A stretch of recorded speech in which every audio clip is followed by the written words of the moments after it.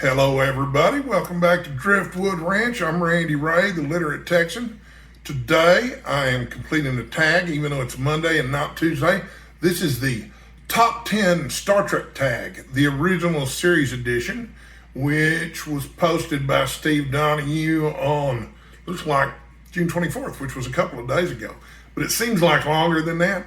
I've got a little bit of energy today, so I thought I'd tackle this tag today while I have energy instead of waiting until Tag Tuesday, because, there's no telling whether I'll have energy tomorrow or not. And if you want to participate in this tag, there's 10 questions to answer. You don't even have to have watched any of the episodes of the original series where the inspiration for the questions come from. So, I'm just going to go ahead and get started. Number 10, Requiem for Methuselah by Jerome Bixby. This was an episode of the original series about a guy who's apparently immortal. And the question is, would you live forever if you could? And my answer to this is a flat out yes, of course. I love me and I'm great and I want to keep existing. So yeah, I know there's probably some downsides to it. That's covered sometimes in some science fiction and fantasy novels too. But I mean, if I had to choose, I'm going to choose to go on living. That's just me. Number 9, Balance of Terror by Paul Schneider. This is a really famous episode where Kirk faces off against an unnamed Romulan captain who they never see each other. There were only 3 or 4 episodes of the original series that featured Romulans anyway. And they never see each other. It's basically a submarine battle in space, which is a fairly common Star Trek trope. You see it again in The Wrath of Khan. There was an episode of Strange New Worlds that had a really good example of the whole submarine battle in space thing. So the question associated with this one is, what are some of your favorite novels about unlikely friendships? Have you ever had one yourself? Okay, so first off, the reason that these questions exist is because at the end, when Kirk has defeated the Romulan commander, he says, if things were different, we probably could have been friends. So it's a great way to go out of the episode. Favorite novels about unlikely friendships? I'm doing this video off the cuff, so I'm just going to name some off the top of my head. The Adventures of Huckleberry Finn. I think the friendship between Huck and Tom is unlikely, but also the friendship between, and the more important one in this book, the friendship between Huck and Jim is the crux of the novel. I'm also going to mention The Great Gatsby. I think the friendship between Jay Gatsby and Nick Carraway, I think his last name's Carraway. Could be I'm misremembering the character's name. I think that's an unlikely friendship, but I also think it's a great story. And then this month I read a novel called The Quiet American. And in part, it's about a friendship between an English reporter and a CIA agent, both of whom are in love with the same woman. Have you ever had an unlikely friendship yourself? Almost all of my friendships are unlikely. As jovial as I seem in these videos, I'm a little bit of a curmudgeon. My ex-wife certainly thought so. But I have friendships with men in completely different age ranges, and those are great. With both men who are much older than I am and much younger than I am. And I have a lot of friendships with women of all age ranges too, my own age and older and younger too. So yeah, I've got quite a few unlikely friendships. Number 8, The Naked Time by John Black. This is an episode where everybody gets uninhibited because of something. I don't even remember what, but it was pretty funny. What would an uninhibited you be like? I think if you've watched my channel for any length of time, I'm a recovering alcoholic. And I still have some friends from my drinking days. Some of them were friends before I started drinking, while I was drinking, and after I quit drinking. But I had a bunch of my friends from recovery over to the house one night with one of my friends that I've been friends with since I was 12 years old. And they asked him, they said, "Man, what was Randy like when he was drinking?"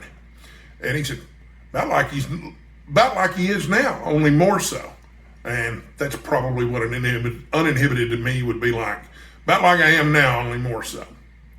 Number 7, Tomorrow is Yesterday by DC Fontana. I just watched this episode last week. It was great. What are some of your favorite sorts of bookish fun? What's your current go-to for non-book fun? My favorite sorts of bookish fun generally involve browsing around bookstores. That's a lot of fun. Making booktube videos is also bookish fun, and commenting on other people and watching their bookish videos is also just great fun. This whole booktube experience for me has just been nothing but fun. And my current go-to for non-book fun, I still like movies, especially classic movies from the 30s, 40s, and 50s. And then I was just about to say I do a lot of reading, but that's bookish fun, isn't it? I play board games. I've got some nerdy board games that I like to play with some friends, and I participate in some role-playing games too. We've got a D&D group, that Dungeons and Dragons, for those of you who don't know, that used to meet over here every Sunday, but it's been a little less consistent lately. Number 6, The Trouble with Tribbles by David Gerrold. This is a great episode. There was a book about the making of this episode that I read when I was a teenager that I really enjoyed, but I don't remember the name of the book. Tribbles are basically born pregnant. What's your relationship to the birds and the bees? Do you have kids? If so, how much and in what ways do they hate you? And if not, why not? Yes, I have 3 kids. I have a 28-year-old stepson, and I have twin daughters who are 20 years old. How much and in what ways do they hate me?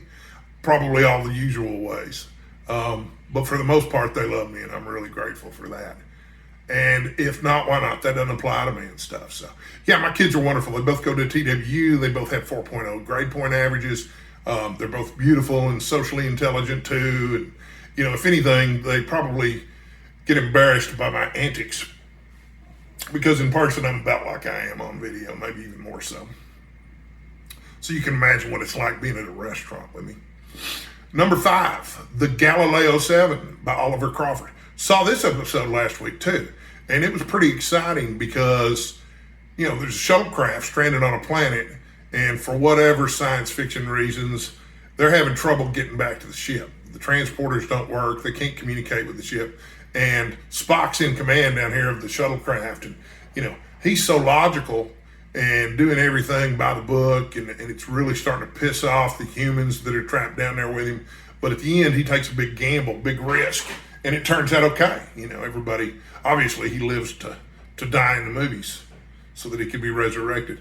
But the most desperate long odds gamble I've ever taken, I had a job, about 18 years ago, working for the Dallas Observer selling advertising. And I also had a side business, a side hustle back then. And my accountant and I were talking on the phone as I drove to work one morning about how much money my side business was making. It turned out my side business was making about 3 times as much money as I was making at the office. And so I just quit my job that day. And, I've worked for myself ever since. So it was a gamble, my business could have gone downhill, but in my case, it worked out pretty well, and I can always go get a job if I need to get a job, right? Number 4, A Muck Time by Theodore Sturgeon. Sturgeon is an interesting author. A Muck Time was a great episode because Kirk and Spock fight in unarmed combat. Do you have any experience in unarmed combat? I have none. No experience in unarmed combat. Have you ever been in a fight as an adult? No. I stay out of fights.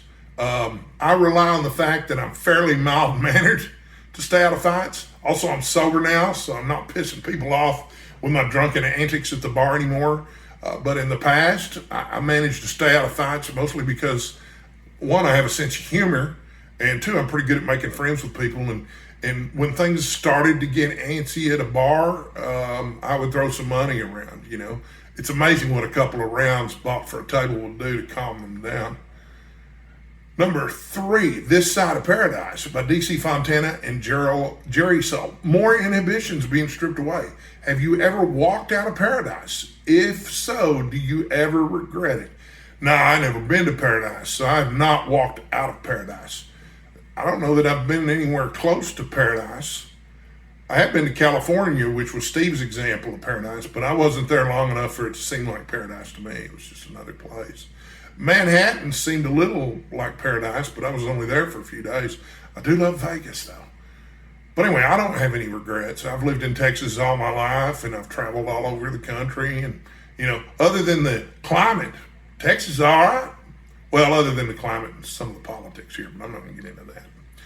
I don't have an opinion about politics. Number 2, Who Mourns for Adonis by Gilbert Ralston. Greek myth retellings are still all the rage. Do you have any favorites? No, I don't. I haven't read any of them. And number 1, City on the Edge of Forever by Harlan Ellison. What is the best book you've read this year? The Quiet American by Graham Greene is absolutely flawless. That is definitely the best book I've read all year. It's absolutely terrific. And yes, I agree that City on the Edge of Forever by Harlan Ellison is the greatest episode of Star Trek ever filmed. Although there have been some pretty good episodes since then too. Might even talk about them at some point. Also, since this is a tag video, I'm going to tag some people. And I don't know, but I don't think they're participating in Book Trek, but I invite them to answer these questions anyway. Kevin's Novel Advice, Welcome to My Escape, Please Read Your Book, and Trinity Tales. And anybody else who wants to be tagged, and I so callously forgot to mention them, please consider yourself tagged and answer these questions, because it looks like they're a lot of fun. And I've got more videos coming, but I think that's about it for this one. So anyway, thanks for watching.